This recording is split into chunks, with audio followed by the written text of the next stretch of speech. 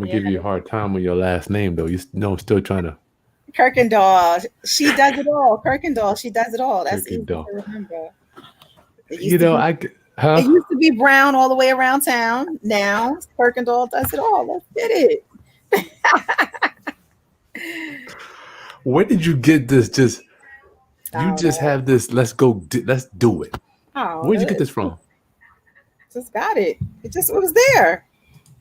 Is that something from birth or what? Yeah. I mean, it's the only way I know. I guess if you don't know a whole lot, you know what you know, and that's what I know. So that's what I do. I just get it. But that was kind of how to Lakeisha Kirkendall, because it's like I don't see, if we're talking real estate, we're talking property. There's always something to be done. Whether it's your traditional, whether it's outside of the box, it's something to be done. Yeah, you've been So around too. I have. I've been in this game for a little while here. When? What year did you get started, Lakeisha? I think I'm like, whew, Oh seven was it? I'm about oh 06, I think. Oh I think six. it's oh Yeah. 06, yeah. I never forget when I first met you. It was back in that time. I was wholesaling, and we Yeah, were gonna. Like, well, I mean, I yeah. feel like we were cheating. I'm like, damn, was that? I don't. I mean, it's so long ago. It's like a But like a it's great to see your elevation, how you started from one place, took it to evolve. And then I remember I came to one of my, I think I was working, I can't remember, it was one of my vendors, and they were like, "Oh, we're doing a flip for somebody, this guy, he does," and they were like talking all about you. And then when I got there, I don't know, they were like, "Chris," I'm like, "Chris Haskins?" I'm like, "Chris." They was like, "You know Chris?" And I'm like everybody knows Chris. I'm like, "Chris from around the way." I mean, they like said it like you were like the stars and out of reach. And I said, "Chris, that's just Chris. Chris is Chris. That's You can just pick up the him. phone and call Chris and ask him anything." And that was cool, that, you know what I mean, the respect level was elevated, and everybody was like, "Oh, this guy, but they were like, "This guy, he does this, this guy named," and I was like, "That's Chris." Like, but I was like, "I like it." They respect it. I like it. So yeah, your elevation level has been magnificent.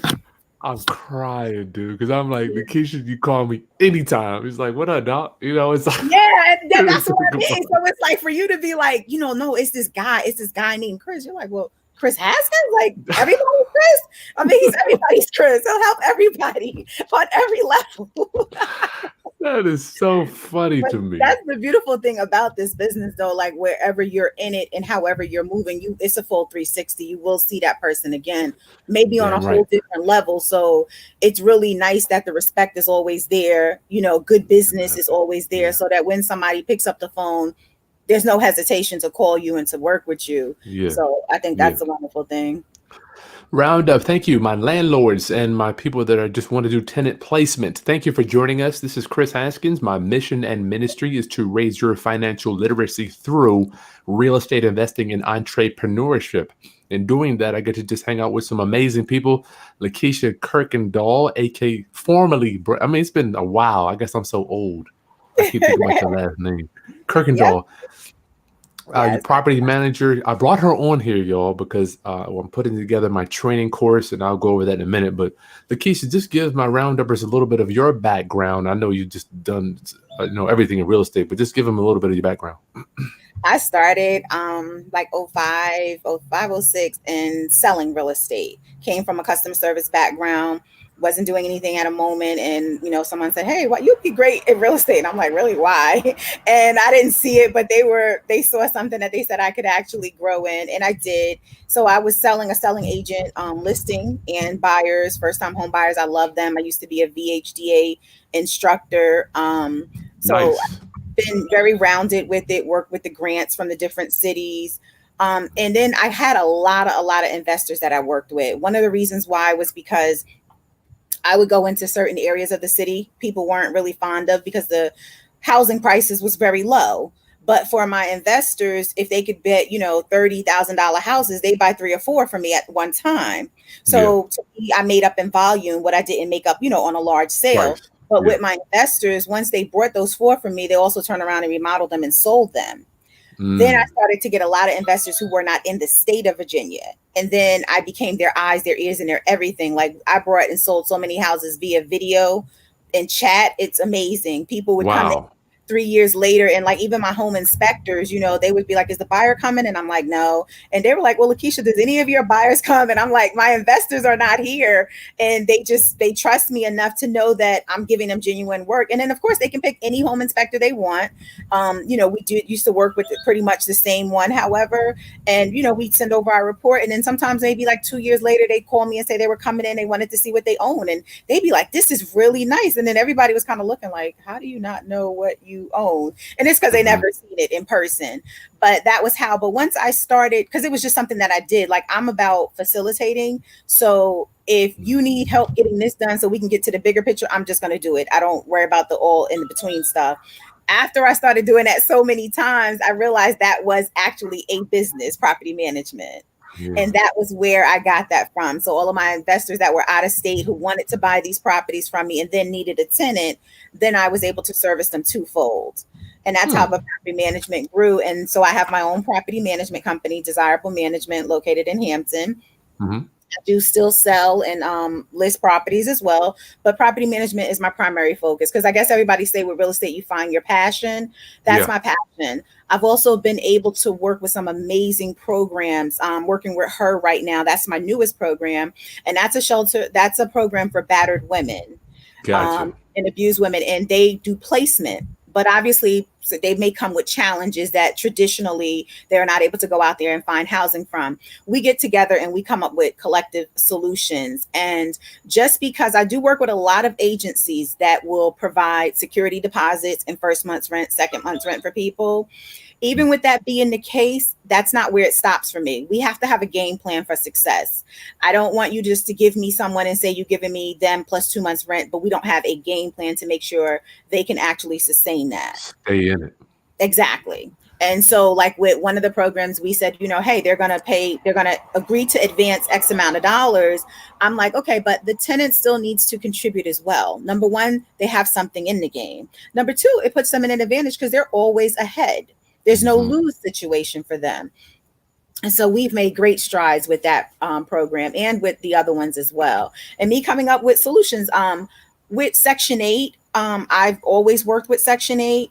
And some of the properties that I get, I've had 4 bedrooms in Chesapeake that were $1,700 on the market, which we placed with Section 8. And even when the Section 8 inspector would come out and look at these places, they would be like, wow, we really don't really get places of this magnitude on Section 8. And I was like, well, one of the things that helps me, number one, my owners trust me. They trust that I have their best interests in heart. But number two is I afford people an opportunity. Just because they receive Section 8 does not mean that's anything less than. That's just an assistance. So it doesn't mean they should not be entitled to good living conditions the same as everyone else. It's really unfair just to only have a bunch of, not so nice crappy houses. Exactly. I'll say it for you. Crappy houses. Right. So let me cut you off. I want to stay here. Well, you said something a minute ago. Those programs, we can bring you. I want to get not on this one, but we can get you back on just to kind of share that on another interview, maybe. Absolutely. I want to share. I want to make sure I keep in the framework because this roundup, this training here will be included in my landlord's guide to Section 8 housing. Okay, so what we're doing is we're going to allow you to ask questions. I'm literally putting together this training course for you in real time. We have a whole bunch of trainings recorded off camera also, and I'm interviewing my different experts. We've got Jessica Siegel, who's an attorney, and now I'm adding Lakeisha Kirkendall, who is a property manager. I want you guys to know from A to Z, step-by-step training guide, because I feel that from now to the end of the year, Section 8 housing is going to be a lifesaver for our landlords, right? It's already been a lifesaver for me. So I'm sure Lakeisha is probably going to agree with that. But Roundup, please get signed up. The course will be done Labor Day. There's a link in the video description where you can just join our mailing list. And then you're going to know when the course will be done. So go ahead to the link description and I'd like to stay in touch with you to let you know when it'll be done. So the purpose of this training was to get Lakeisha's expert opinion on some of the stories, because I talked to a landlord yesterday, Lakeisha, and I recommended Section 8 to him. And the first thing out of his mouth was, they tear your house up. I don't ever want to do. So Lakeisha has good, bad, and ugly. I want to hear your experiences. Let's just start with the backstory. What took you to Section 8 first? and then we'll talk about some of the stories. I think just the area, people that I know. I knew people, family members, that had Section 8. It's a real list out there. So it's something that's part of our community on different levels. Sometimes where people start at, sometimes where they, take the longest journey to, but it's a realistic part of the world. Gotcha. And so therefore you can't just turn an eye to it. You have to at least understand it. Now, if you understood it, maybe you participated and it didn't work, I would completely understand that. But if you've never understood it, that's something. And I do find landlords with that. They don't understand the program. So when you say understand, they don't understand the steps, the screening, how to deal with tenants. How much is that? Because in my opinion, that's the main problem with people not having success with Section 8 location. That's absolutely it. I think when you educate somebody and when you know details, it always sets for a better relationship. So with Section 8, one thing is before you can actually have anyone move into your property, Section 8 has to inspect your property. That's a very big turbulence for a lot of people because they don't understand what that process is. So Section 8 inspections are very similar, really, to what a city inspection would be on your property. I've done them both.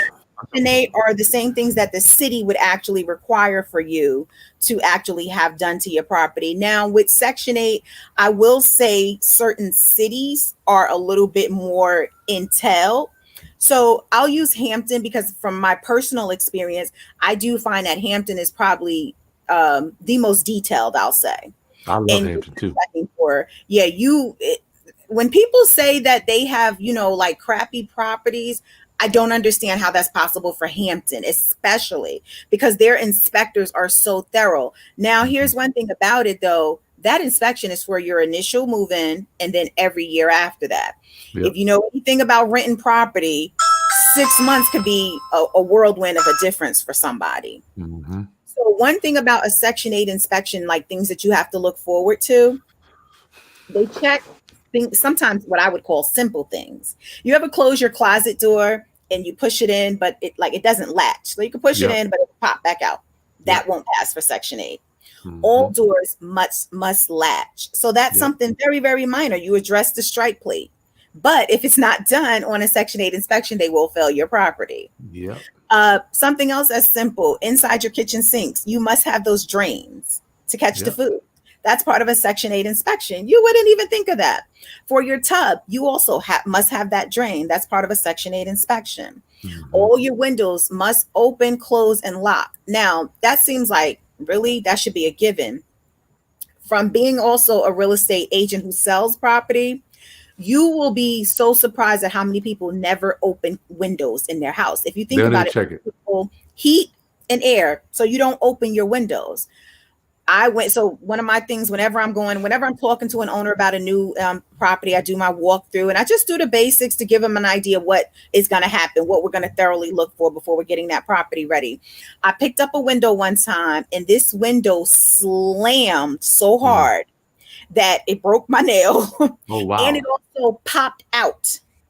Oh, now, man. The owner was like, she was so scared. And I was like, I'm fine. I said, but this is the reason why we have to do this. Could you imagine if a tenant's kid had picked up this window? Trouble. Yeah, everybody. So that's the reason why you have to check things like that. And it's amazing just that people do not think about rooms that you don't even go in. You don't go in there and just open up the window. Who does that? Yeah. But when you're about to rent your house out to somebody else, you better do that. Or you at least better have somebody else do it. So is it scary? Well, for people that are thinking about Section 8, or even for someone that isn't a landlord, they just want to maybe help people place Section 8 tenants. Is that a deterrent? I mean, is that something? Because for me, if I know when I was starting out, Lakeisha, I'm like, they do the inspection. It actually pushes me to maintain my property. That's absolutely what the reason is. And to make sure that we're giving people good properties to live in. You hear a lot of horror stories about people saying they living with, their roof hanging off, holes in their floors, things like that. Yeah. And sometimes, most of the time, they're not Section 8 because Section 8 would intervene on that. Yeah, they kill that. Right. So it does. If you are a type of person who will not fix up your property, no, don't waste your time going to Section 8. I wouldn't even. Good point. Right. Good point. Because one thing about Section 8 is if your property does not maintain the level that they expect, they will pull your payment and you They will get in not be trouble. paid or entitled. What that is called, that's called abatement. Bateman, So yeah. once you actually get to the process where you put a tenant in the property and they're in there and they come, let's say for their annual inspection, and they say, hey, this needs to be repaired. I see there's no screens in the windows or something like that. Then you've got to repair that within the time frame that they give you, which is typically about 10 days, 15 days. If you don't, they send you another letter letting you know we came out and checked. If it's not done in 5 days, your property goes in abatement, which means you don't get Section 8 rent. And you don't get it back either. That's important to know. Some people think, okay, I'll fix it and then you can go back and pay me for the months that I missed. It does not happen. Retro. Yeah, you do not get retro. You lose that money. So you must maintain that property while that tenant is in there. So hear that. I want my landlords to know. Listen, if you don't plan on maintaining your property, this may not be for you. This may not be for you. But let me interject and say this, which all cities are now moving to as well. This has been within the last 2 to 3 years. All cities are now starting their own city inspection. I had to do that with the ones that I have in Portsmouth. They do it. They've been doing it. They do a city inspection before the Section 8 department will even come out, Lakeisha. Right. But this is for when your property does not have anything to do with Section 8, but just when they know that it's being rented, they're going to come out and do their own inspection, is what I'm saying. That's a new city thing that they're doing. So you're still not going to be escape having a decent property. Some type of inspection. Right. Now, if your property is Section 8 and the city has said, I'm going to come out and inspect, if you let them know my property is Section 8, they cancel it. There's no need for them to come because they know Section 8 is already taking care of that. Already did it, yeah. Because they also charge you for that inspection. The city does. Section 8's inspection is free of charge, okay? But if the city comes out and do it, they charge you a fee for that. Gotcha. $100 if I'm not mistaken. Wow. I know that there are some areas that do require that in Hampton. I don't know if it's everywhere. I know that they're cracking down on that stuff. Well, it's going to be everywhere. What they did was they phased it in. So that's why only some people have the letters now, is because it's being phased in. Gotcha. But it is actually for all of the cities, and that's going to be something for us all to deal with. So, Lakeisha, one of the main reasons I wanted you to get on here just to tell the truth. I know you're brutally honest when it comes to business. I mean, you're about your business, man. You don't have time to play. But you were telling me about an experience, and I don't want to keep you in the all bad category, but I want you to just share the truth about what can happen if you don't screen your tenant. Would you say that screening your tenant is going to be the most important part of the whole Section 8 rental experience? It is in a one-part fold. Let's be very clear about that. This is an ongoing, continuing effort. So when you rent a property, and this is not because I don't treat my Section 8 people any different than I do my others. So anything that I say to you that I do that across the board. Okay. Because other than that, it would be discrimination. But a practice that you as a landlord should have in place is just that: practices. You do this, you do that, and you continuously do it for everyone. So one thing with screening is do a rental verification. I'm sure people say that all the time. Did the tenant pay you rent? Were they late? What about some other things to ask them? Did the tenant have any violations or noises? Did the tenant have any unauthorized people on at their property? With Section 8, only the people on their Section 8 are allowed to live there. Were there other people living there? Another important question: did the tenant have unauthorized pets? Major pet damage, major. Okay. And then find out. One of my questions on my rental verification: would you re-rent to this person again? I've had people answer just about yes to everything, paid on time, no delinquent, no violations. When I asked, would you re-rent, they would say no. Did they have a reason why? They do. They won't fill it out most of the time. But it's something to make you think. If somebody pays you rent every month and somebody, doesn't have any violations, what's going on with that? Now, there's some underlying issues, but it could simply be that maybe they just don't cooperate with rules and regulations. Maybe you didn't. I find a lot of landlords are very timid. It's surprising, but it's very, very true. They're almost scared of their tenants. They say they want to come and inspect the property. The tenants say, no, I don't want you in my house. Wow. Right. And so then they say, now they're scared. They can't go in there. They don't know how to proceed. So you want to set policies. Listen, I will be there quarterly. It's not a question. It's a statement so that you're well aware. Your lease will say, I'm going to inspect your property quarterly. There's no exceptions. Same thing happens for Section 8 as well. You get the same inspection. Now, I had a property in Hampton, which is the one I was sharing with you, Chris.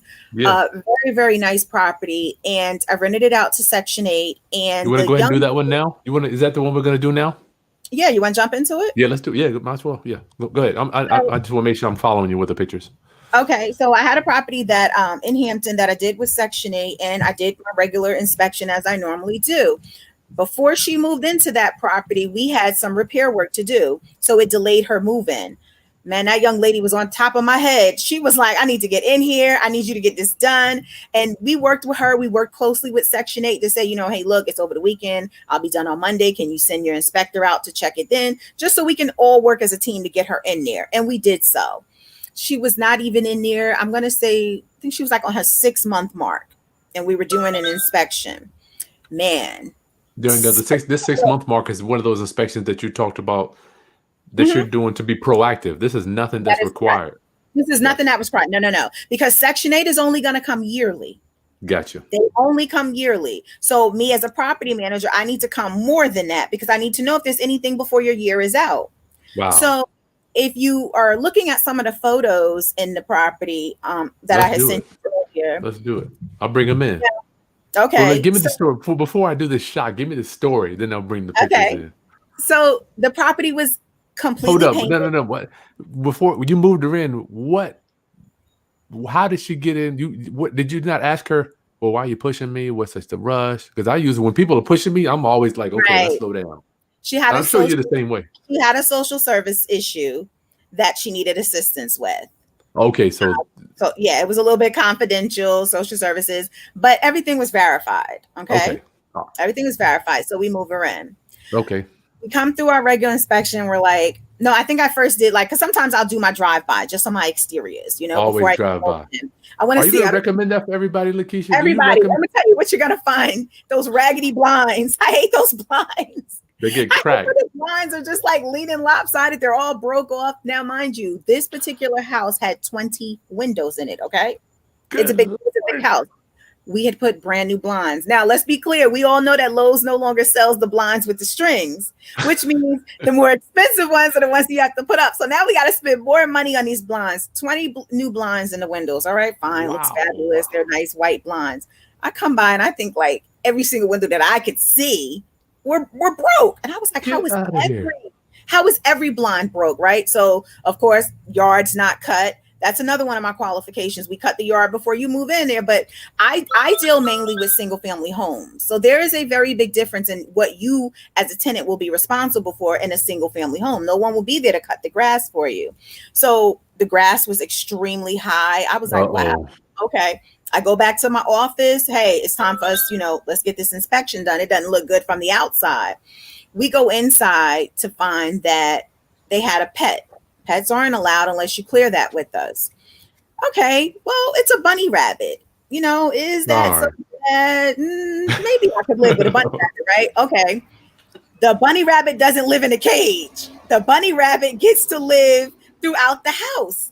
He get pooping. Bunny rabbit's feces were all over the floor. I think the bunny rabbit liked the dining area. It was right next to the kitchen.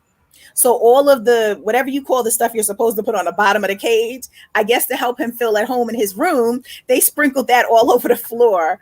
So get out of here. I was unreal. I was like, this can't not be real. Yeah. Okay. Like this is not real.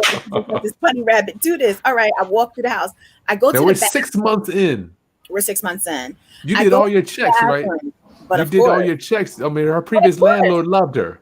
But of course, now here's the thing with that. Let's just touch on that, right? And this is let's talk to each other as landlords, and let's talk to each other as business people. You ever have that person you want to go away? Just go away. What would you do to get that person to go away? If you give them a bad rental, are they going to be stuck there with you? So do you give them a good rental so that they will go away? I gotta be Like, honest. I've done that, Lakeisha. I'm gonna be. okay, and I get that. We talking real because that's why you said we talk, because we talk real. But understand this: when you're looking at this house with this bunny rabbit running all across this floor, do you think to yourself, I shouldn't have did that one time. I did that back in 6 years ago when I gave that person a good rental. I should have really gave them the rental that they deserve. Because why? Where do you think they're going to go? To somebody else's place to do the same thing. The only thing we can do is, do our check off, do what we're supposed to do. But, there are no solid answers with this business. There are no guarantees with this business. The only thing you can do is put practices in place to help you along the way. Help you see the signs before you're in too deep, So fine, you gave them a good rental, but now that I'm looking at this bunny, I'm just thinking people just don't normally let their bunny rabbit have a whole room with feces and everything next to your kitchen. All right, I go into the bathroom, it's on the first floor. Now, here we are. Go ahead. One thing I've noticed with people, that's the bunny's room. Go back. That's the bunny's room. You do see the cage, right? You don't see the bunny in the cage. That's the cage. That's the cage, and that's a baby stroller. Oh, that's terrible.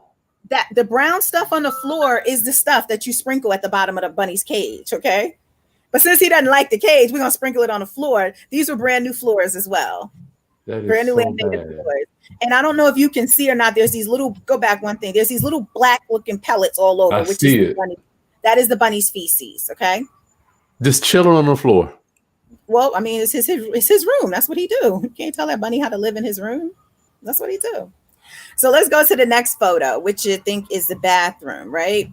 So a lot of times tenants have this mentality of, when we come in as landlords, we're trying to tell them how to live, right? Yeah. You ever suggest to a tenant, hey, you need to buy yourself a plastic shower liner?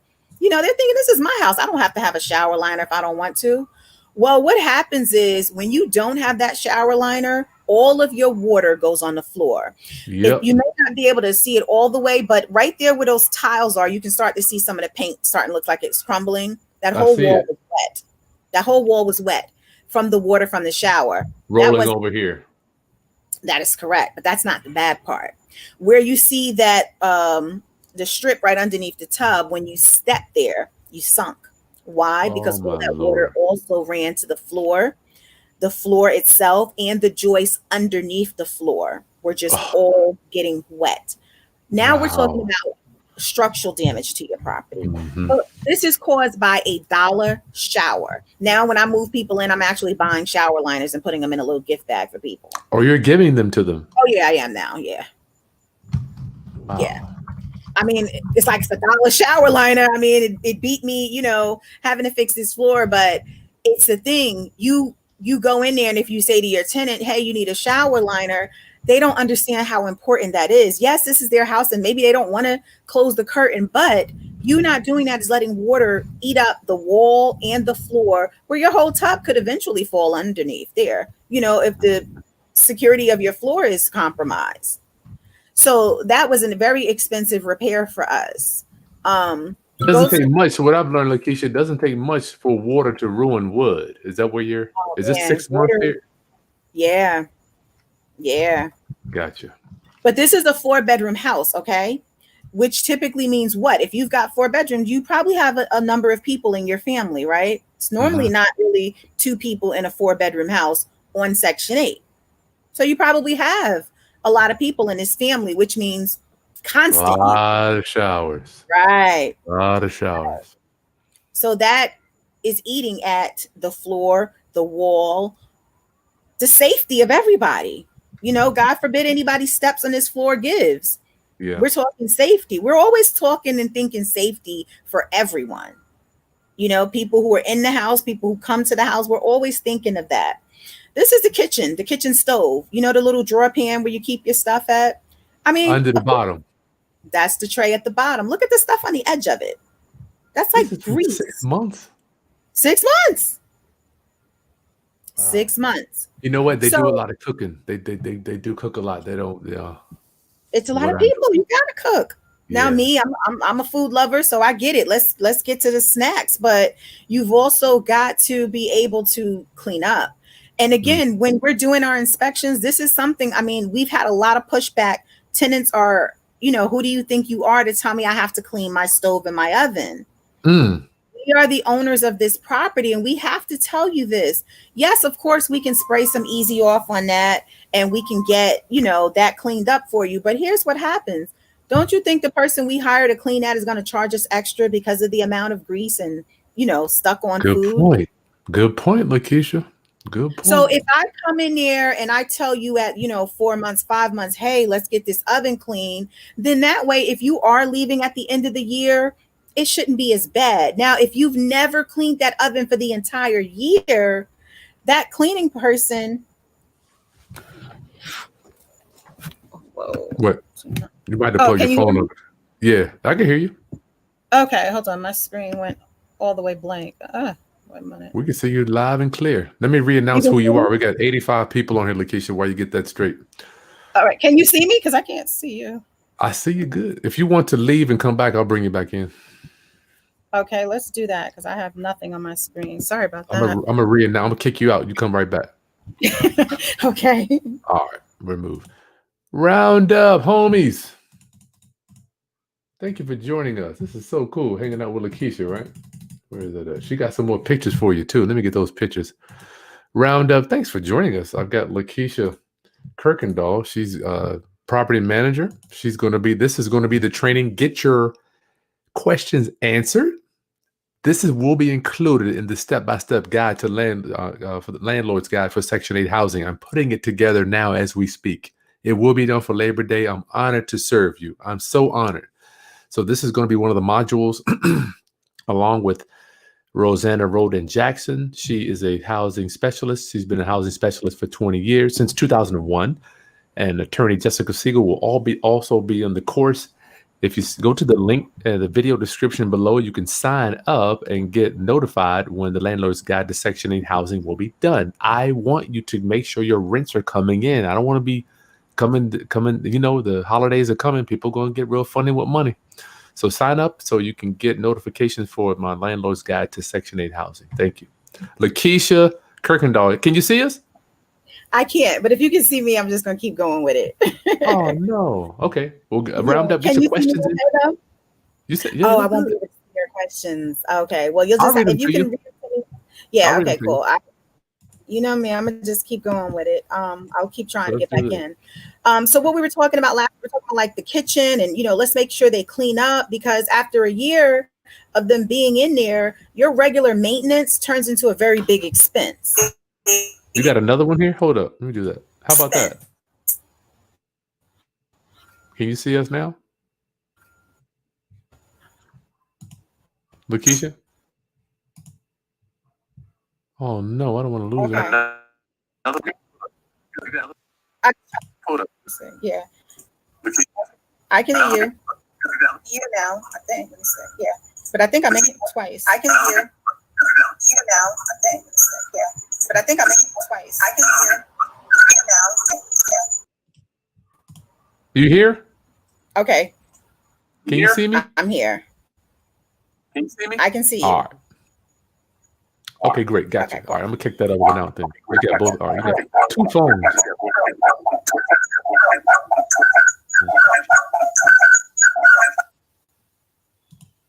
All right. Okay. So the kitchen. So what is this one here, Lakeisha?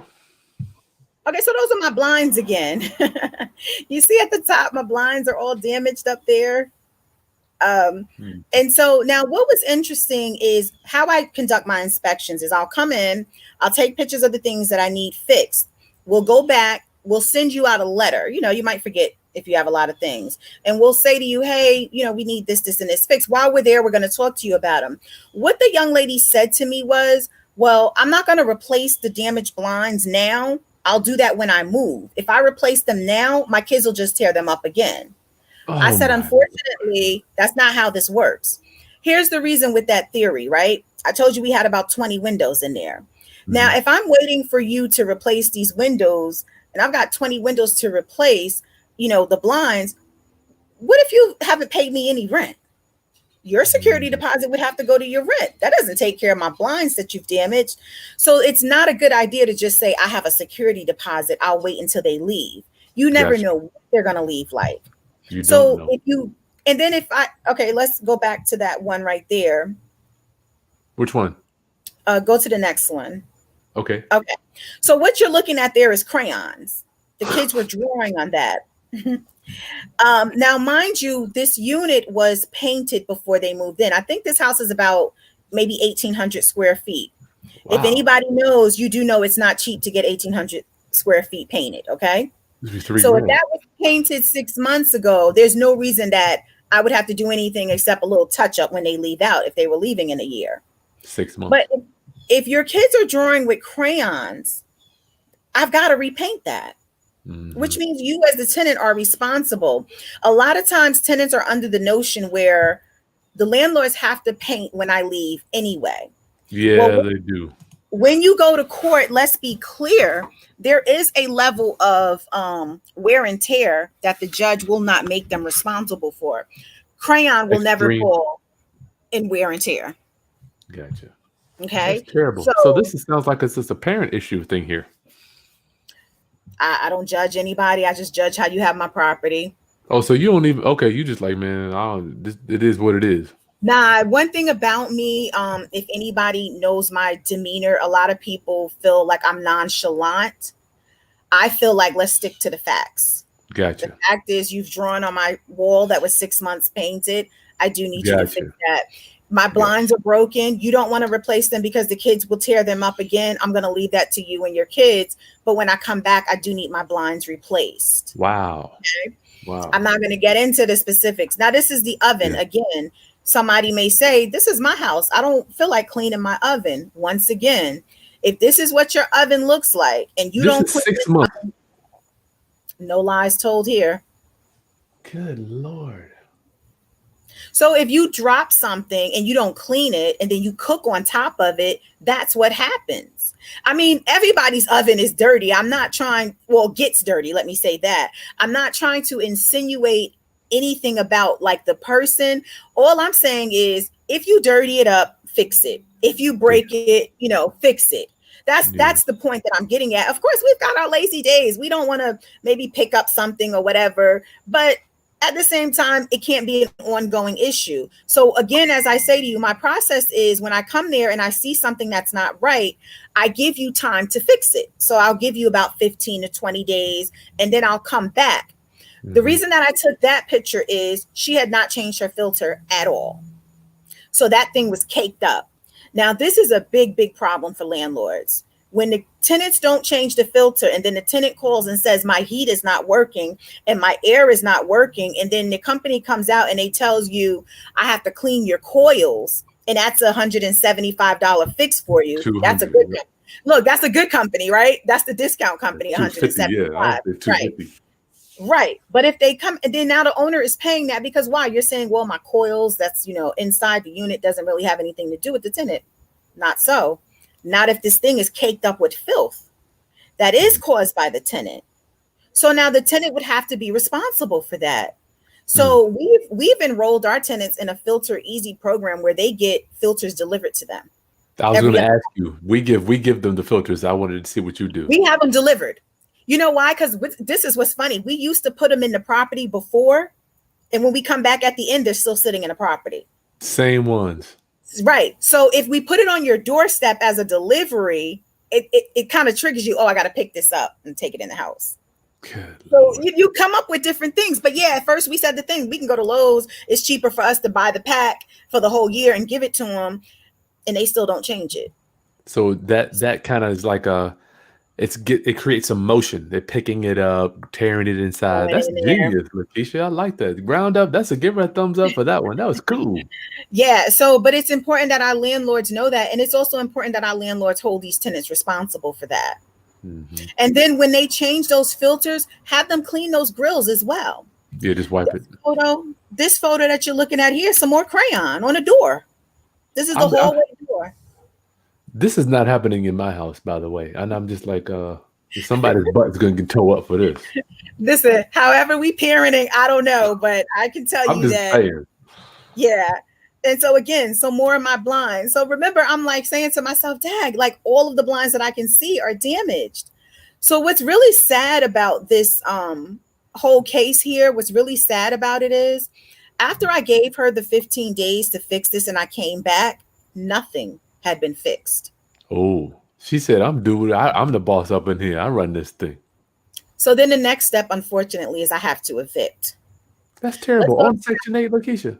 Let's talk about the severity of this. Now, that rent was $14.75 a month, okay? Mm-hmm. Like clockwork, $14.75 was coming in. Was she paying? What was her portion? But Zero. Zero.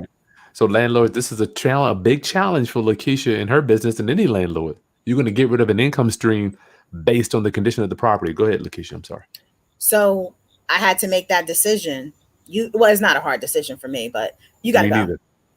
It's quick. Lakeisha, tell us why. Tell us why it's easy for you to say, listen, let's cut ties so we can get this over with right now. Everything that I saw that was wrong in there, everything came in my head like a dollar sign.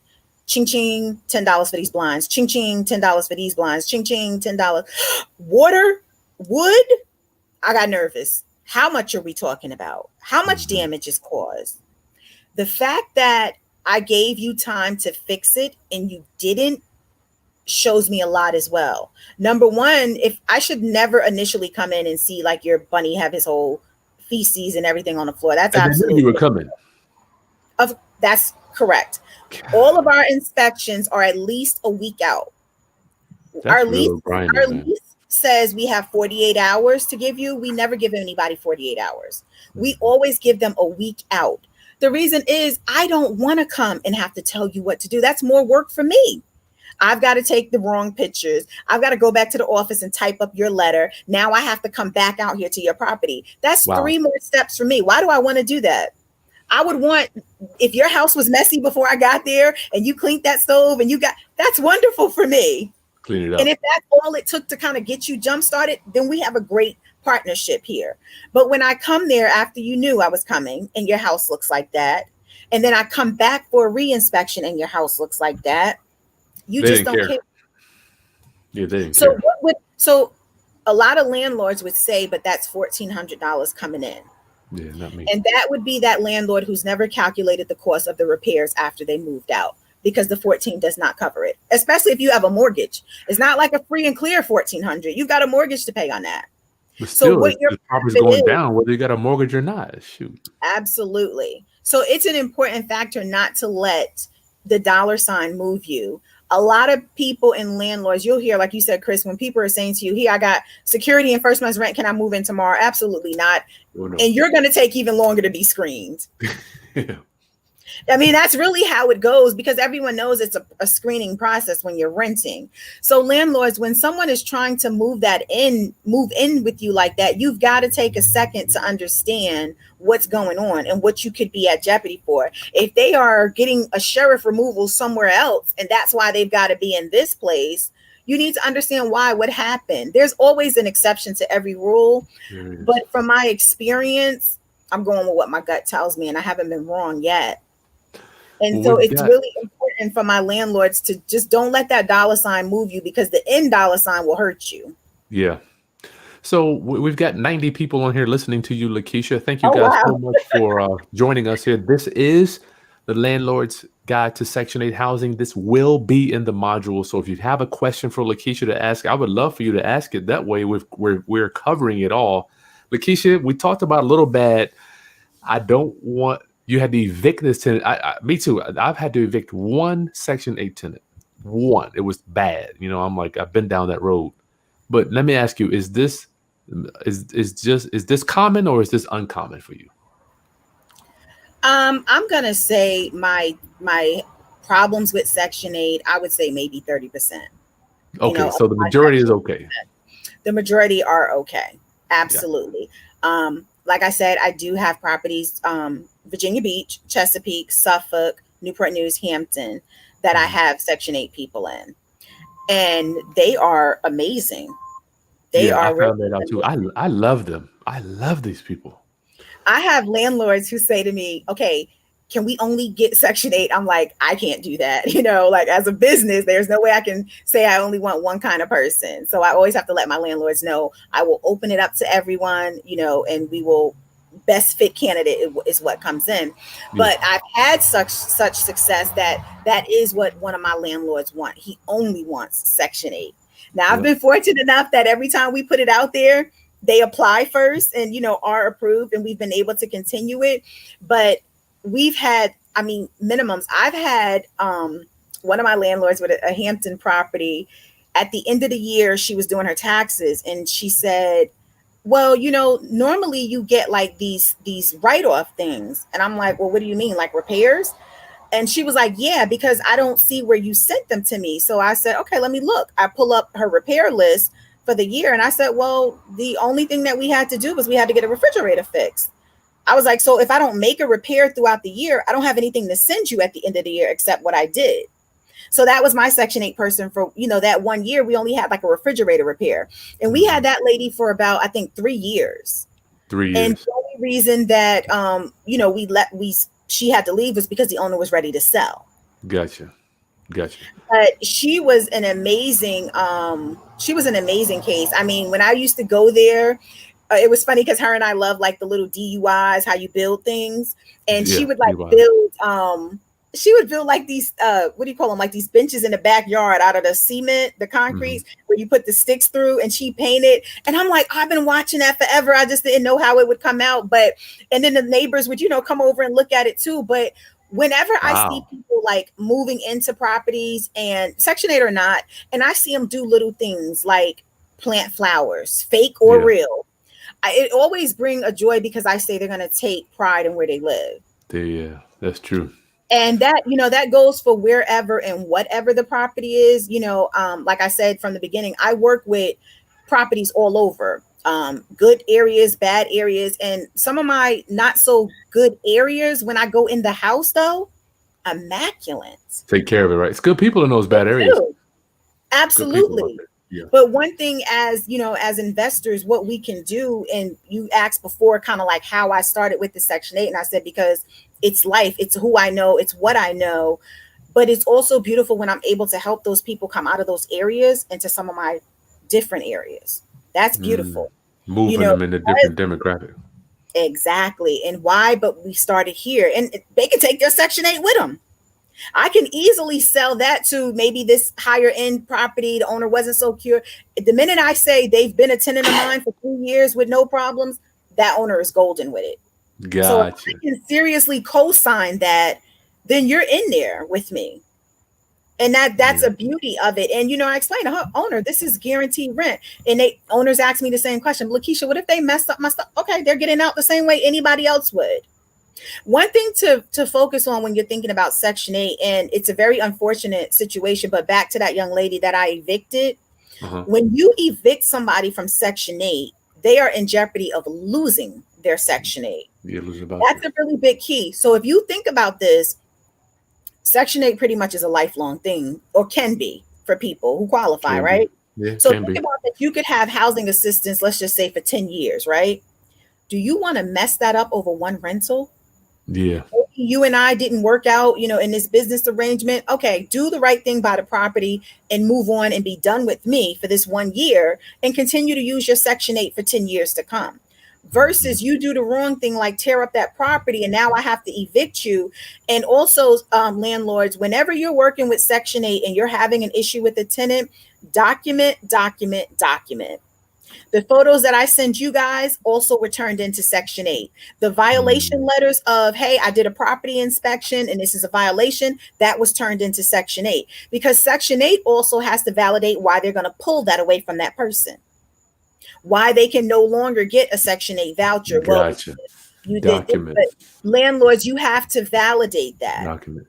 Let me ask you, when they're moving out, Lakeisha, are you taking pictures also if you have to deduct from the security deposit?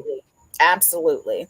And the move out photos on that one was like, it was amazing. Yeah, no problem with that. I was like, was she mad at me? But I'm like, these are all your clothes. So you left your clothes here because you were mad at me. So I don't know. But here's something strange. People live refrigerators full of food. So when I did that eviction, when the sheriff, and we were all like, everybody was scared to move. First of all, we're standing there. We're like, right. Well, she's still there. She was gone, right? She was gone. Oh. I think she left 2 days before the sheriff came. But that what the pictures I showed you was nothing compared to the actual move out photos. Like you literally couldn't see the floor, so it made it nervous on where you were stepping and what you were stepping on, for sure. I mean, we were all masked up, and the refrigerator was full of food. The cabinet pantries was full of food. It was amazing. And I was like, my whole thought process is normally these people have kids. And so it's very, very sad because you're like, you left all this food, what is the situation for the kids? And that's really terrible. The sad part is that we as adults, we are in charge of our kids and we are in charge of their future and their safety. And if your kids are drawing on the wall and that's going to cause you to get kicked out, well, do you love your kids enough to stop that so that you can have a place to live? Yeah, that's something. That's something. That's something. Well, we got 100 people on here now listening to the gospel according to Lakeisha Kirkendall. We've been on here for about 50 minutes. Lakeisha, thank you so much. I got some Q&A. Can you do some Q&A? Is that okay? Yes, absolutely. I can see the first one. It's asking me about the delivery of the filters. Is it okay if I answer? Yeah, well, I want to speak it because some of the broadcasts, they won't see that. Lakeisha, how do you set up the delivery of the filter? I think that's genius. Okay, so it's a program. Because I'm a property management company, obviously I partner with a lot of different companies. You set that up. It's a third party company though. Okay. It's a third party company who delivers these filters. It's called Filter Easy. I think they just moved to another company. And I can get you contact telephone number.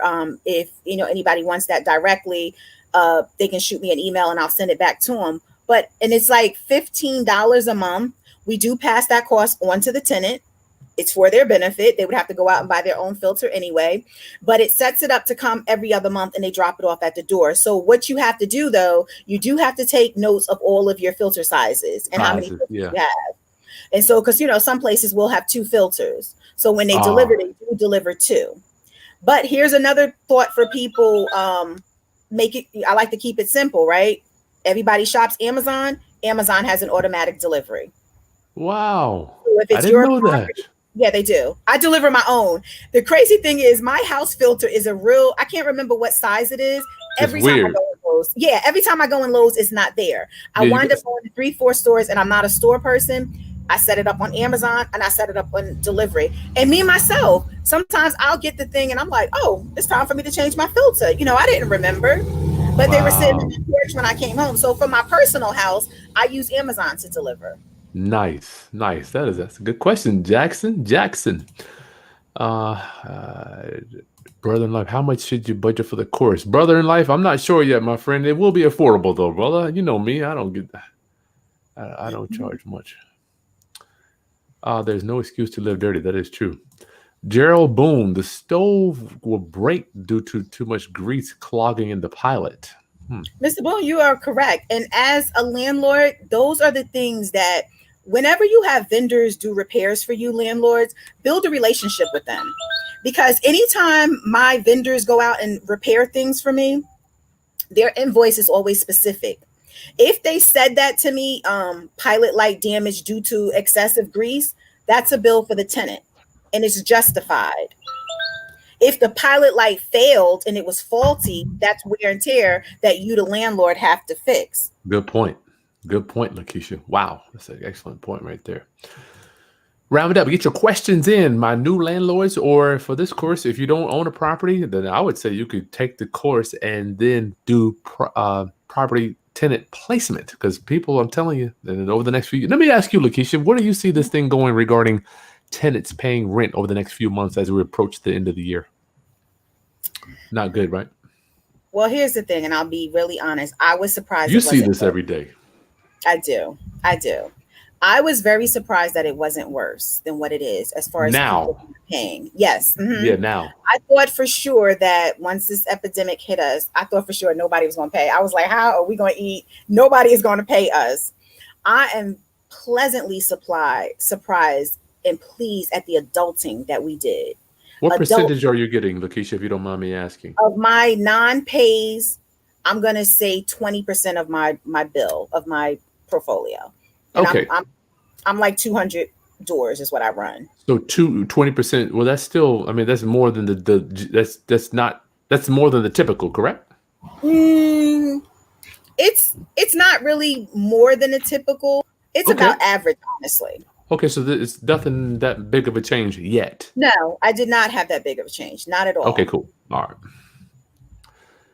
The annual. I think you missed that. Oh, I'm sorry, Robert. Hey, annual inspections. We could stop a lot. Could they stop a lot of what we just saw there with the annual inspection? I don't know. Right, but remind all of the landlords. Remember that was 6 months. So what would you have walked into after a year? 2 bunny rabbits? A dead bunny rabbit, maybe. We don't know. A bunny rabbit and a cow? I don't know. It could have been anything after a whole year. So that's a good point. And sometimes a lot of property management companies, that's an additional service that they offer, but it does come with the fee for it. And a lot of people decline that service, and you're thinking, I don't need it. Understand what you're declining. You have a right not to want to pay additional for that service. But again, understand what could happen in 1 year. A lot. Isn't it weird? Amazing. 6 months. All right. We got a Facebook user. Raheem wants to know, do you have any tips for establishing a solid relationship with the housing authority? Yes, absolutely. Don't have crappy products. Let me ask you, Lakeisha, let me piggyback on that. When they show into my places, and I'm sure for you too, they're like, oh, Chris, I'm so glad you're here. I mean, it's almost like they know that you've done all the work and they don't have to go through and stick. Go ahead. Yeah. Go. That's absolutely it. The product that you give. Now, if you're brand new to Section 8, you're not going to really know the ins and the outs of it, right? Yeah. And so you won't really know. But the general process is not to have a crappy product. Please make sure your properties are in good repair. Mm-hmm. And don't just put duct tape over broken stuff, seriously, because in the long run, it's going to hurt you. So with Section 8, one thing is communication with them and documentation. So any issues that you have, document it with them. Have pictures of stuff and respond to them quickly. So it's interesting when you're trying to schedule inspections with Hampton specifically. It's a bit challenging. I'm going to tell you. It's very challenging. My office manager down there. She's no joke. She is the best. At first, I thought it was a whole answer machine when she answered. I was like, "Oh, okay." And we went. Sometimes they'll say, "Well, I don't have an inspection," and then they'll call you an hour and say, "Can I come tomorrow?" So yes, have it ready and say yes. One thing about it is, if you are going to work with Section 8, have your property already ready before you submit that paperwork. That's the best thing, because there really isn't a set setup for how they do those inspections. They'll tell you it'll be 2 weeks, and then they will call you and say, "Can we come tomorrow?" And if you say no, that's fine, but they may put you off for another 2 weeks. You can never get paid, and a tenant can never move in until the inspection is passed. That's right. So I think that what's helped me to have a relationship is really to be honest with people. If anything was missed, not done correctly, own it, fix it. Get it over and then, like I said, have documentation. You'll have a wonderful relationship. Rosanna Roden, here's one of our experts that is in the training course. She's out there in the Bay Area, Cali. Hey, Rosanna. Okay. She's been a housing specialist since 2001. This lady knows 100% of the information. And, out there, the specialists are the inspectors, Lakeisha. Isn't that interesting? Okay. Wow. But, that actually would probably make for a better relationship. Because here you have that lady sitting behind the desk saying this is this and that's that. You've got that inspection person out there in the field looking at it saying this. If that lady sitting behind that desk could see some of the houses, a lot of problems would be solved. Good point. And one thing that I didn't mention that landlords you can do. I don't know, how comfortable they are with the actual court process. And me, I'm going to court. I'm evicting you, right? Yes, that's what I do. But as a landlord, you can call Section 8 your own self, and you can ask for a special inspection. Mm-hmm. If, you walk into that house. Now, be clear about something with Section 8. They do not fight on your behalf, okay? They will not make a tenant pay you any back rent. They will not make a tenant fix your repairs. They will not make a tenant do anything. The only power that they have is to snatch that Section 8. Yeah, money. That's it. Right. But maybe depending on who your tenant is, if they know Section 8 is coming out there, now Section 8 says, wow, this house is filthy, then they might say, okay, hey, if you don't clean this up, we're going to pull your Section 8. That might be enough for you so you don't have to go through with the court process. Time is money for me and my company. I don't want the time to go away from me. I don't want me to wait a week for Section 8 to come out, for Section 8 to tell you something that I've told you, a month ago. Do already. And going to court. Right. So for me, I'm going straight to court. But for my landlords out there, it might be easier for you if you call Section 8 and ask for a special inspection. Special inspection, Lakeisha. Let's stay there just for a moment. Just give us a 40,000 foot view of that, just real short. You just call them and you just tell them the same department for whatever the city that handles the inspections, which is like your moving inspections, you're going to call them and you're going to let them know I visited my property and the tenant is not maintaining a healthy and sound interior. They are damaging things and you want them to put it on file because remember, Section 8 went to that property before they moved in. So there's no way you're going to tell Section 8 it was like this when I moved in. That's everybody's famous line. It was like that when I moved in. There is no way the inspector will allow that.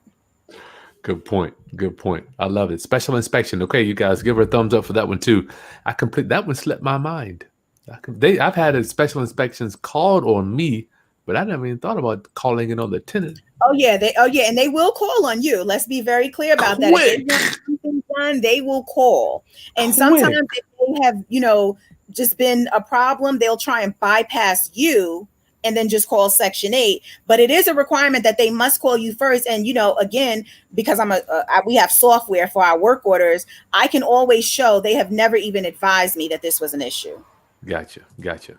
Mr. C's, he has a special Section 8 tenant and she keeps my property. And man, good for you. Good. I'm glad to hear that. Yes, absolutely. Ralph, how can you tell if a property you want to buy is a good buy? Man, that's a loaded, that's... Ralph, you got to be a little more specific, brother. Yeah, if you're talking about if it's a good buy for Section 8, then a quick answer is you can get a property ready for Section 8. The question is how much work would be needed to get it there. There you go. Yes, good point. Good point. Craig Early, round up. Get your questions in for Lakeisha. I don't know. You had 200 doors. Good Lord. What works best to market your Section 8 rental to voucher holders? Go section8.com. Yep. I got a whole section. Go section8.com. And I think it actually does all the cities. But when you regularly blast your property, I do all my regular Zillow, Trulio, Doors Next Door, everything, the Section 8 people are on there as well. And without a doubt, go to Facebook. Go to Facebook. And that's one of the things that actually helped me to become very well known with rentals is because I did work with people with Section 8. So I can definitely thank a lot of my people that I worked with Section 8 for sharing my information because that was one of the things that helped boost me. Good. Free Church Press has 3 Section 8 properties. Good. All great. Nice. That's wonderful. Round up. Get your questions in for the expert, Lakeisha Kirkendall. Janelle, would Section 8 allow the landlord to install security cameras on the outside of the property? Good question. They don't have any. I've never seen any restrictions against that. But, with security cameras, you have to counter. In fact, they normally work off of a Wi-Fi. So whose Wi-Fi? And what if the tenant, doesn't have the Wi-Fi? That'd be a good question for Rosanna. Rosanna, I see you're in here. See if she can chime in on that. M. Adams, what happens when the landlord doesn't do the repairs, Lakeisha? That was what I talked about earlier called abatement. So if they come out and they say something is damaged, they're going to send you an official letter and tell you have 15 days, 10 days to fix it. Gotcha. And they're going to come back and they're going to look to see if it's done. And if it's not done, the next letter says, if it's not done, they'll give you a couple of more days. Your property will go into abatement. Abatement means they will not pay your rent for that month. And they do not prorate rent, and you will not get back pay on that. You know what? I didn't really know what abatement was, and I mean, I heard the word, but when you get one of those abatement letters, you never forget what that is. Abatement like, automatically means money. When you see abatement, I think the paper is yellow, if I'm not mistaken. I think the sheet is yellow, and you're like, this means $1,200 not coming in. You run over there, you get that $25 fix quick. Because you like that yellow paper. See, when you're in this business long enough, I don't know if anybody watches that show, Everybody Hates Chris, and the dad is like, everything is equate to money. Like you spill something, it's like $2 worth of milk. Well, in real estate, everything equates to money. So you see that yellow piece of paper underneath all your other papers, you're like, somebody's not going to come in for that month. You fix it quick. And usually your fix is not worth losing the rent over. So it's usually not that bad, but those abatement letters, bro, when they come in, they get on it. All right. And be mindful that each Section 8, they will keep track of that as well. And you could get kicked out of like they could not accept your properties. If you continue to get those, that is something to be mindful of. If they have to continuously abate your properties, they can reject you. So Rosanna says you can do the security cameras. I don't know, Genielle. She said you can do them as long as they have no exposed wiring. She's the specialist. MP, these podcasts. Yes, Lakeisha is amazing. Give her a thumbs up. Make sure you hit that like button, y'all. Thank you. The housing can and will abate your blank. I'm just putting that in housing. If it does not get corrected, that's right. Yeah, they'll cancel your contract. That's what we were just saying. Good point. Naturally gifted goddess.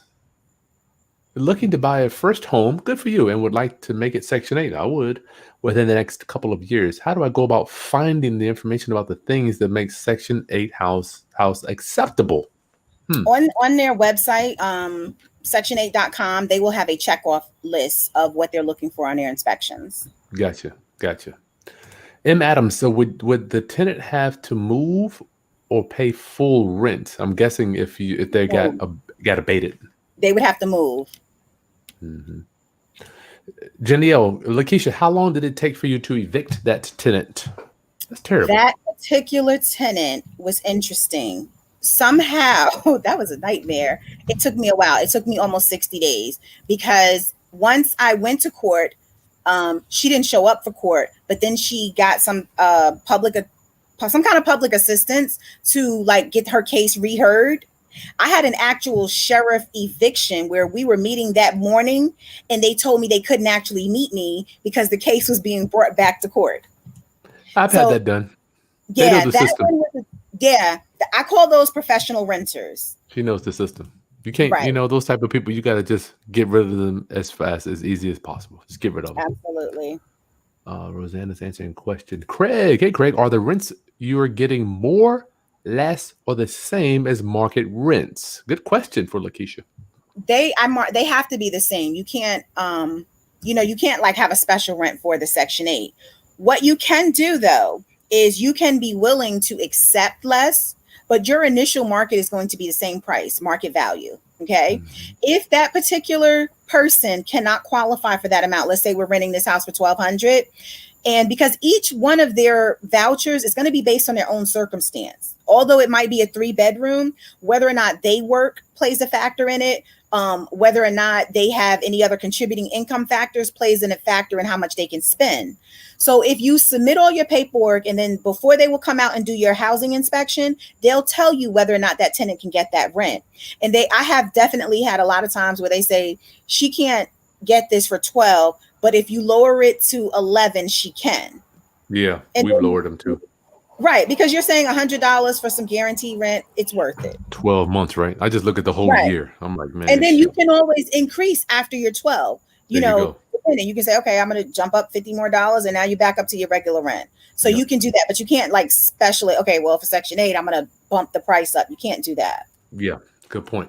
Craig, so you have to make that decision. For us, it's a no-brainer. We do it all the time. I mean, they say we won't do this, but we'll do this. I'm like, just do it. Just get it over with. Janielle, is it a good idea to have a property manager for Section 8 tenants? Lakeisha? It's a good idea to have a property management for all tenants. It is not different because they are Section 8. As I stated, my rules, they apply to everyone. They do not apply to just Section 8. And I'll be honest with you, I probably have more problems with my non-Section 8 than I do with my Section 8, honestly. Isn't that something? So if you're thinking, one thing about my job, property management, I'll tell anybody, it's not a hard job. It is a dedicated job, though. It's about time. Constant, yeah. It's about procedures. If you work a full-time job, you do not want to talk to somebody at 6:30 on a Friday about none of this foolishness. You do not want to have to go to court 2 and 3 times for that. It's about a timing thing. Mm-hmm. And if you have a professional tenant who knows what they're doing, if you do not do one thing correctly, it will start you over from the whole process. And that's where you're going to lose. It sure and that's will. Not just for Section 8. That's for every tenant. It sure will. They'll get you, won't they? It's funny how you got to learn this stuff over time. Like, who's teaching this stuff, right? Like, how do you learn this stuff? Know the best. Let me tell you, for my whole entire real estate career, all of my lessons that I will never forget, they came with a dollar price attached. When it was like, you did that wrong and it's going to cost you, I will never do that wrong again, because again, it's a dollar amount. JC wants to know, Lakeisha, when you're interviewing these tenants, how do you find out the exact details on their housing choice voucher? They all have a copy of the voucher, and it'll tell you. Yeah, if they've gotten it. That's another thing. People will come to you and say, hey, I'm interested in your house, but they don't have their voucher in hand. Yeah, I don't even got no time. Yeah, you have to get your voucher in hand first. The voucher in hand will give you an idea of where they can go. It will tell you their rent-based amount. It will tell you utility-based amount, but it's still not a 100% exact, but it will give you a very good ballpark. So if they have a 2-bedroom and on their voucher is saying $960, no reason for them to be looking at your $1,200 rental. Yep. Wasting time. Gates, what requirements, Lakeisha, do you have when you screen Section 8 tenants? I think you mentioned some of them earlier. They're the same as everybody else. Yep. Same as everybody They are else. the same. Yeah, I don't have anything separate for them. Thomas Murlock, one of the most frustrating. Housing, when the family moves out, the housing won't inspect until the house is vacant. That is true. Mm-hmm. They want the house to be vacant. Let me do this. Gates, I don't mean to cut you off because we've been on here for the time short. Just go back to a little bit of the beginning here. She covered a lot of her tenant. There was a tenant screening. My tenant screening process. Mm-hmm. Yeah, she went over that. Jitani, did I do that? Jitani, can you recommend a good screening company for screening applicants? Also, do you have warranties on your homes? Warranties are the death of me and my business. My Lord. Let me tell you, they used to be $50, Keisha. Now they're like, I haven't had them in a long time. Are they $100? I don't even care if they were free. It's not worth it. There has literally been times where I have paid out of my company's budget so we can be done with it. Because they don't want to deal with it. If you haven't gotten from this podcast, it is what it is with me. And if I have a tenant and we've got no air conditioner and we're waiting 2 weeks and I'm like, I can get my company to come out here for $100, my company will eat that bill because that's ridiculous. Home warranties, if it takes them about 48 hours to come out there, if you've got any big thing, you're still going to eat a bulk of that repair. I have people who had HVACs that were like, $2,000 owners were paying out of pocket with their warranty paying their part. As far as the screening company, I have like a bunch of different ones, and then I still manually do it myself. I still manually go to my court system, and I have found I'm trying out a new one this week because I'm upgrading, because every time I go to a court system, I find something that didn't come up on my screening. And I'm like, about when you go to the actual courthouse website. Correct. The courthouse website. Even though I screen them through these companies, they still miss evictions. They still miss judgments. And I see them myself because I manually go to the courthouse and check them. How important is that, Lakeisha? Because I do the same thing. I'm like, man, forget all these services. I'm going right to the I still use my services, because it does my criminal for me. Gotcha. So I do still use it for that. But as far as like my evictions and my judgments, I mean, we're more effective doing it ourselves, honestly. Round up, listen to her landlords. She is doing I'm the same way, Lakeisha. They're right there. It's right there on the website. All right, Jitani. So are you saying that you don't recommend a home warranty for landlords, Lakeisha? No, I don't. I got out of that business, I think, 2014. They were raping me. You're paying $600 a year, $100 when they come out, and then usually they say they can't even fix it. Yeah, it's a timing issue. For you having a home warranty on your own property, let's say your heat goes out, and and if it's a Friday and your heat goes out, you do not get service until about Tuesday. Yeah, now, if you yourself want to turn your oven on, that's fine. You cannot instruct the tenant to do that. So what would you do in that case? You've paid for that home warranty, but you now have to go outside of that. So is that worth your money? Yeah, good point. Good point, Lakeisha. Wow, this is a roundup family. Make sure you get your questions in. My new landlords, we have Lakeisha Kirkendall's. I didn't know you had up to 200 units. She is just talking about screening and just managing your Section 8 tenant. And this will be included in the Landlord's Guide to Section 8 housing. Thank you so much once again. You good on time, Lakeisha? I am. I do want to grab my charger if I can. Oh, go ahead. Go ahead. Okay, then I'll do my other commercial. I'll do my next commercial here. Round up. I gotta do my little commercial, pay some bills. So what we're doing today, I'm showing you, I am bringing you in to the Landlord's Guide to Section 8 housing. I'm creating a course training module for you. It's got 4 modules, right? Let's see if I can find it for you. 4 modules. The first one is going to be locating tenants. Locating tenants, because you ain't got nothing unless you can locate the tenant, right? If you don't know who's going to be in here we go. It's 4 modules, okay? The first one is locating tenants. I've got Rosanna Roden Jackson. She is going to be my expert on that section there. Here we go. Locating your tenant is the first one. The second module is going to be screening your tenant.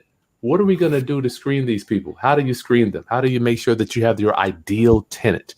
And I've got attorney Jessica Siegel that will be working with us on that. And by the way, this training does come with all the documents you need. Your application, your lease, your pre-inspection checklist. You better know what the inspectors are looking for when they show up at your property. You're going to get the move-in, move-out checklist and examples of all of the different contracts that I use when we're dealing with Section 8, right? Module 3 is going to be your pre-inspection checklist. That's all the stuff you need to do to get ready for your inspector when he shows up at the property, filling out the request for tenancy approval forms. What do you pay for? What do you not pay for? What do you pass on to the tenant? Who pays for what? How are they supposed to keep your property regarding the exterior, right? All the stuff you need to make sure that is in writing. You don't want to have any questions. I always have this mantra. Either you will be trained by the tenant or you will train the tenant. Either be trained or be trained. That's kind of how I look at it. And module 4 is going to be post-inspection. Post-inspection. What do you do after you pass the inspection, my landlords? As soon as you pass that inspection, there are some key steps that you need to do to make sure that your lease and your voucher actually starts. You want to make sure it starts, right? So you got to make sure you turn in the lease, go through the checklist with your new tenant, moving them in. How do you do that? Getting the keys. So all that stuff's included in the Landlord's Guide to Section 8 housing. I'm excited to have been able to work on this project with Lakeisha, and this training will be included for anybody that wants to ask a question. So we're going to have this will be actually included in one of the modules, and I want to thank Lakeisha for working with us. 110 people on here listening to What Saith Lakeisha Kirkendall. Thank you so much. Thank you. I do all types of dashes and run in to find my charger. It's all good. You're good. Roundup, make sure you down in the video description, there's a link for you to join our mailing list. We'll let you know when the course is complete. It will be done right around Labor Day. So make sure you get your email in, sign up for that. Overcomer in Christ. Is there an inspection list that the property owners can have? That's what we're giving you, Overcomer. So the course we have something we call the pre-inspection checklist. It's 4 pages. It's something that we literally created for you so you can walk through your house to get ready before the inspector gets there. You don't want to be fixing. Let me ask Lakeisha, do you want to be fixing stuff when the inspector gets there? So let me go to my favorite city, Hampton. If you do that, they'll walk away. Yeah, they're like, I'm gone. Yeah. If they pull up to a property and you are fixing things, they'll walk away. Yeah, they're gone. And also, and like I said, each city locale, they handle things a little bit different. One of Hampton's rules is that if they're on the exterior of your house and they find, I think it's like 1 page of repairs, they won't go inside. Yeah, too much. If you've got that many, you're not ready. And the reason that you want that inspection list is because it tells you what you need to do to get the property ready. So it'll tell you a list of things to fix. Excuse me if I'm giving y'all a glare. It'll tell you a list of things to do to get it fixed. So you want that list from them. So sometimes, you're like, well, just give me the whole list and let me fix, everything. They're like, no, Yeah, don't want do to all that. the major work and we'll come back and give you the couple that you should have to take care of. Yeah, they don't want to do that. They don't want to do that. Let's keep moving. One thing, let me share. This is a quick thing on the Section 8 inspections is outlets. We have a lot of older homes in the area that I work in, and the outlets that you plug in, when you put your tester in there, they won't come up. No, they won't come up grounded. Oh, open grounds. Right. And that will fail you for Section 8. So keep that in mind. But an inexpensive fix, you can change it to a 2-prong outlet. 2-prong outlet. Yep. Okay. Instead of having to do all that rewiring, you can change it to a 2-prong outlet. So that is, a good fix. Also, you know how you send your painters in there to paint your house before the inspection and they paint over the outlets? You will fail. They cannot have paint on the actual outlet. They will fail you. How important is it? I failed, Lakeisha. I'm being transparent. I've got the place done, painted, everything's ready, but it's just not clean. How important is it for your tenant, for the properties to be clean, in your opinion? That's part of the inspection. Like, when you open up underneath your kitchen sink and then you open up, let's say, your kitchen drawers, how you have, like you wipe those out. If that's not clean, that's going to fail Section 8. They fail. There you go. Landlords, I want y'all to hear that. Sometimes too, again, Hampton is a winner for whatever is going to get cold. Hampton's going to call it. You know how you might put that contact paper down and then over time it gets wet, you peel it up. So, sometimes it's kind of stuck there, right? In the wood, paint over it. If it doesn't look appealing to the eye, Section 8 is going to ding you on it. Appealing to the eye. Gotcha. Yeah. Yeah. NP, how do you keep tenants from making false claims of negligence regarding repairs to the property to the caseworker? They're going to come out. So if the tenant calls Section 8 and says this is broke, the Section 8 is going to come out to look at it. So when they get there, one or two things will happen. It will or it will not be broke. But the question I think maybe you were getting to is like if they broke it. So then it goes back to kind of where and what it is. Remember, Section 8 did this inspection when your tenant first went in there. And now if it's, let's say, a globe on a light, we know that Section 8 would not have approved that. So if that globe is broken, that is the tenant's responsibility. There have been times where Section 8 would say, me as the owner had to fix it, but they don't stop me from coming after the tenant for my reimbursement. Gotcha. And that should be a part of your lease. Make sure you have language in your lease that says if you damage or break something, you're responsible and it's billed to your account as additional rents. That way you're taking it to court. Yeah, I hear that one. That's a good point for the lease there. Wow. Good one. Lakeisha, have you ever, Carl Whitfield. How you doing, my friend? Have you ever done Section 8 for a multifamily? Yeah. It's no different because they're going to treat individual doors individually. Gotcha. Let me see here. We got a Facebook. No, that's YouTube. Al, entrepreneur. What's up, Al? Long time. What are the most common reasons for tenants to lose their vouchers? They don't report their income. Not reporting income. They work and they don't tell Section 8. Not reporting income. Most common. Gotcha. How about Lakeisha? I want to, once again, my thing is transparency. For me, generally speaking, if I've got a female, they may have some type of a relationship or a boyfriend. I'm just going to be real with my landlords. How do you handle that? Do you let it slide, or is that something? Do you notice it, or you don't even notice that? I guess it's kind of like, is it a problem? Yeah, if it's a problem. Because whenever I think of situations, just being in this business for as long as I have, I'm always think when I have to tell this story in front of the judge. That's my motivator. And people don't understand. I'll tell my office very, very quick. I'll read, I can track and see every phone call that comes in, every email that comes in. And I'll immediately say, do not respond. And the reason I'll say do not respond is because I need to respond in a way that's fine when I'm in front of the judge. Okay. So if I am I guess, disputing whether or not they have somebody live there. What is my proof? So before you can like evict them, what is your proof? Is it where you can see mail that comes in that person's name? Do you have pictures of their clothes? Like, you would have a better chance at trying to get them violated for Section 8 for that than you would for evicting them for that, because it is against your lease to have multiple people live there. But you now have the burden of proof to prove that. How do you prove this person wasn't there for the weekend or for the week? Gotcha. Well, do you? Let me ask you. Do you care? Or is if the rent's being paid, there's no drama, no problems? Everybody? No, if it's no issue to me, honestly, I do not. Okay. I just want people to understand that is a possibility. I'm not saying that everybody, because people are gonna. But typically when that becomes a problem is when that person brings a situation to the house. Normally, if they're so scared to put that person on their lease, it's because why? They have a background that wouldn't pass your screening. Okay. Yeah.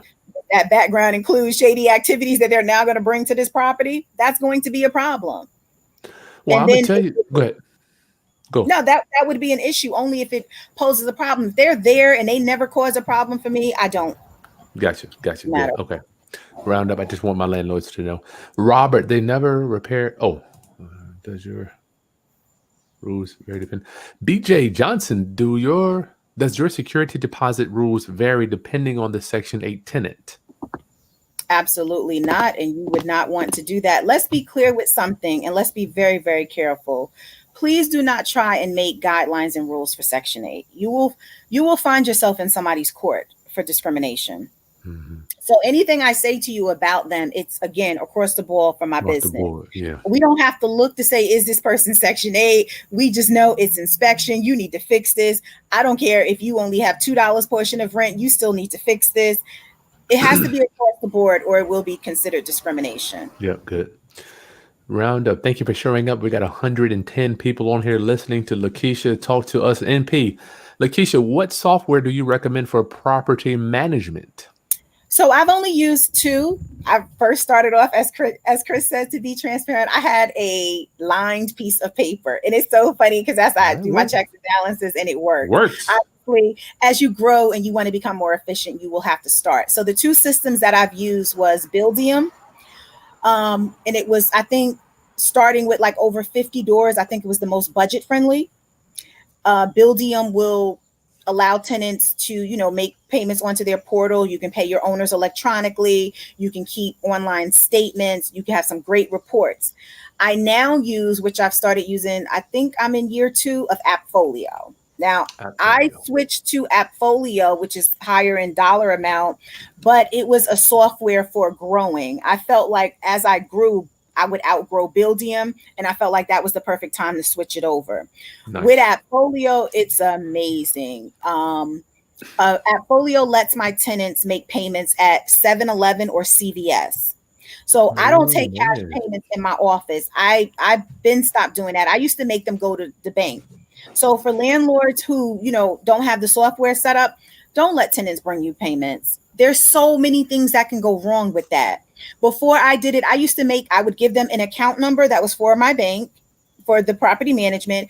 Everybody would have to go and make their payments there. The reason is, if it's Friday at 5 o'clock, I don't know what time your cutoff is for rent, but if it's, the last rent day is 5 o'clock, they're going to come at 5:10 when they know the office is closed and say that it was there. And now sometimes I have a little time on my hand. I might want to be petty. I'm driving back up to the office at 5:15, and I'm going to tell everybody I was here at 5:15. Your money was not here. But okay, now that I'm a little bit busier, I don't have time for that. So when I say your rent is due on whatever day, that means Saturday and Sundays included, because you can go to 7-Eleven, you can go to CVS, you can also pay through your online portal. That's what some of the conveniences is of having a software. But I'm from, I want everybody to be successful no matter what level you are. So if you're not there yet, because those softwares cost money, So if you're not there yet, simply have them make your deposits at a bank so that you don't take them. Yeah, I give my tenants, I'm like, here's a direct deposit slip. Take it in, don't call me. Yeah, get it in. Yeah, you don't want them, like you have the bag sitting on your desk at work. They know where it is, let them go to the bank for it. JC, Lakeisha, unemployed tenant with no asset damages your property. Is it worth it to take them to court and get a judgment against them? Great question. Very good question. And yes, it is. Because here's what's funny. It might not pay off right now, but you will get that phone call out of nowhere and they say, I want to pay you some money. And I'm like, who are they? And we go through the file and it's like from 3 years ago. And I'm like, you want to pay me now? Oh, life has changed. You now need somewhere to live. Because the one thing about the judgment, it stays with them. So anytime they go and look somewhere now, my screening is I'm a lot lenient than most people around my area. I will take somebody if they have judgments or evictions as long as they are 24 months old or older. For me, I say life happens. And I feel like within the next 2 years, if you got yourself together, I'm willing to take that chance on them. Okay. A lot of companies around here will not. It will have to be 5 and 7 years old or not at all. Wow. There's a lot of companies that will say not at all. So imagine if I'm on your report from 6 years ago and I'm still keeping you from getting a place. You have to settle with me to get it satisfied. Yeah. And that's because most people's requirement is so. So it makes sense because for you to take them to court, you're really getting them out of your property. Or if you're just taking them for the dollar amount, that's less than $100 bill. That's about $70 at most, right? Yeah. Now, as far as trying to do a garnishment and track them down, that part is probably not worth it. But to get that on their record, absolutely worth Lock it. it up. Yeah, I don't mind. We call it challenged credit, but we do charge a little bit higher for the deposit though. Damon Brown. Hey, Damon, do Section 8 tenants supposed to keep the outside of the property clean? Yes. And then again, landlords, please make sure your lease language dictates everything that I'm telling you. So everything that I'm telling you, it's law because it's in my lease. You can't just say, oh, I want you to maintain the flowers and the shrub if it's not in your lease. That has to be spelled out in your lease. Gotcha. L.A. Perez, wonderful resource, fantastic presenter. Thank you. Yes. I begged her to come on here. She didn't want to do it at first. I said, Lakeisha, the people need you. No, so she didn't. I watched Chris, his episode, I think it was last week or maybe the week before. I think he was in the gym walking around. And I mean, like I said, I've known Chris. Chris is like the homeboy from around the way. And so, but Chris is also that big deal. He's also that big deal out here. But what Chris said that caught me was, Chris said, you think I like doing these videos? He was like, I don't like this. And he was talking to me. I know he wasn't talking to me, but he was really talking to me. So when I saw him today and I had the opportunity to jump on, I was like, somebody needs to hear this. Now, when we started, Chris was like, we have 10 people on here. We're going to go ahead and start. So if you can see this uncontrollable smile that I have, it's because this is like, wow, right now. So you're a big deal. And thank you, Chris, for having me. Yeah, you a big deal, man. You know, it's funny. I feel like I'm a big deal, but when I come home, I'm just he homeboy Chris from around the way. But in this business that we are all in, one of the things that's most important is really being able to have a realistic point of view of someone who has seen this on all different levels, who can give you that, hey, I know that costs money, so this is the free way to do it. You know, I mean, Craigslist is a very free way to just post your properties, you know? So if you're not into all the other blasting that comes along with it, you can start there. Facebook Marketplace, you can start there for posting your properties. There's nothing wrong with the free way because it helped me to get to where I am today. Yeah, me too. Shoot. And back in the day, it was no internet. I mean, the internet was in the baby stages. I know. This is amazing. Al Entrepreneur, do you have any tenants that have purchased a home through their Section 8 voucher, Lakeisha? Not through my tenants, but I did work with that program. So I used to do their monthly meetings with them for, I think it was Portsmouth I used to do it with. And I would walk through and sell them homes from there. I was their realtor of choice. Gotcha. And so their program was similar to where the tenants had to enroll and the tenants had to put in money throughout this whole process. It usually took them about 2 years. And they would get the tenant's credit correct. And then all the money, they have an account set up for them that they'd have to deposit into. And at the end of the time, whatever the tenant had put in there, they would match it. So that was like their down payment on top of course, getting them like, you know, grants and things like that. Yeah. So it put them in a very good buying power. That is a good one. Tink, she's so chic. You're welcome. Thank you for everything you do. Thank you for letting me serve. Really. Thanks for letting me serve. Gates, could we purchase a copy of your lease if possible? Maybe, Lakeisha, we can work on a link for that. Okay. I can't give you mine because it's for me, but I can definitely give you some very important points to include in yours. And see, the thing about your lease needing to be, it really needs to be you and what you want. And so again, like for Good point. instance, my inspection periods, right? On my lease, it says tenants, I have 48 hours. I have to give you a notice, 48 hours I can come in. I told you before, I never come into somebody's house unless it's a week notice, but my lease is worded that way for a specific reason because I work with professional renters who think that you're going to tell me you're not available for the next 30 days. Well, that's fine. You're not available. Here's your notice.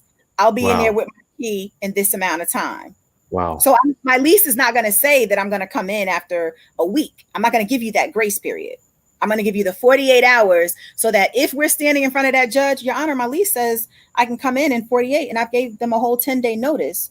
Always think about this if you're standing in front of that judge. It's a good way to think about it. I do too. Same thing. Did you evict them the right way? Did you give them the notices? Did you give them the proper warnings before you went in?